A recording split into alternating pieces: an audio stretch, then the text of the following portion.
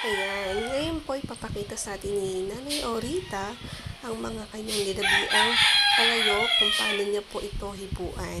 Ayan po, makikita niyo po dyan na pinapahida niya po ng panghibo lahat ng mga tuyong kanyang palayok. Pagkatapos niyang pong mahibuan, ay pipisnitin naman po ito para kumintab. Para po pag niluto, ay mapulang-mapula po at makinis.